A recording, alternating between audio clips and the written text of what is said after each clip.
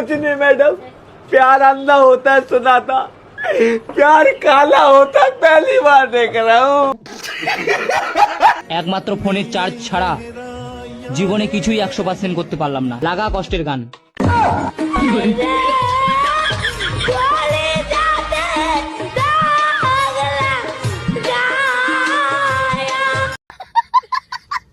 আরে হে এখনকার দিনে প্যার আন্ধা হতা যা রা কারণ কিছু কিছু মেয়েরা টাকলা কাকুকেও বিয়ে করে ফেলছে সরকারি চাকরি দেখে। বলছি ভাইজান আমরা কি হাতে চুরি পরে বসে থাকবো বিয়ে না করে আর তুমি মজা নেবে? কারণ তুমি যেই মেয়েটারে প্রেমের জালে ফাঁসাইছো তাতে আমাদের মতো সিঙ্গেল পোলাপাইন রাস্তায় নেমে ধর্ণা দেওয়ার সম্ভাবনা রয়েছে।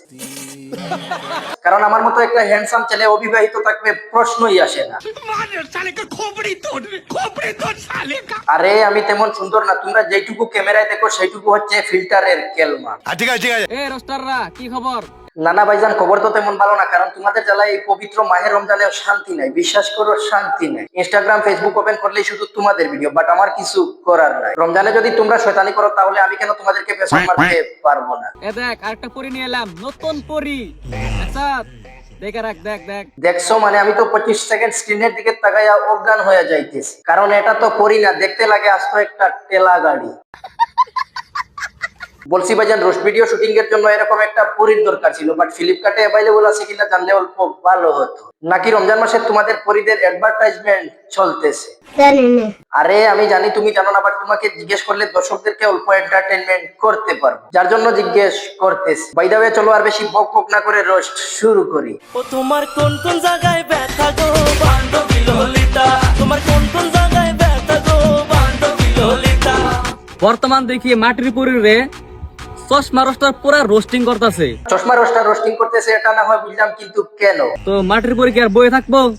ওরা পুরা পেল্লা দিছে। না না মাটির পরি বয়া থাকবো কেন, দাঁড়াইয়া কাম সাইরা দিস। আরে না না আমি তো ওই কামের কথা বলি না, আমি তো বলছি দাঁড়াইয়া রিলসটা বানাই দিস। আমার মনে হয় এইবার লাইনে আইছে, কারণ তোমরা প্রথমে অন্য কিছু ভাবছিলে, বাট আমি ওইরকম রোস্টার না, আমি পুরোটাই আলাদা। সবাই করে কোলে কৌশলে আর আমি করি ডাইরেক্ট, না মানে রোস্ট। আচ্ছা তারপর মাটির পরি আন্নারে নিয়ে যে পুরা রোস্টিং করতেছে, আন্নে এখন কি করবেন রে? আর কোন মাটির পরি আর কি বলবে, তারে হয়তো অন্য কেউ আগে খাইয়া দিছে। ওর বিষয়ে একটু যেটা আমার কাছে ডাটা আছে, ইনা যদি আরেকবার রোস্ট করে আমার ঠুনা আরো কিছু আছে, সবকিছুই ফাঁস করে দিবি। ও সরি মাটির পরি আমি জানতাম না ওর এ টু জেড ডাটা তোমার কাছে আছে। প্লিজ মাটির পরি তুমিও ডাটা ফাঁস করে দিও না, আমার ভুল হয়েছে, ক্ষমা করে দেন। কারণ তুমি ওই রোস্টারকে দর্শন করছো, শুনলে সমাজে ওর ইজ্জত থাকবে, অথবা ওর সাথে কেউ বিয়ে বসবে না। কারণ আজকালকার মেয়েদের থেকে ছেলেদের লজ্জা বেশি। ছেলেদের প্যান্টের চেইন খোলা থাকলে কেউ যদি বলে স্যার আপনার গেটটা খোলা, তাহলে তারা তাড়াতাড়ি গেটটা বন্ধ করে।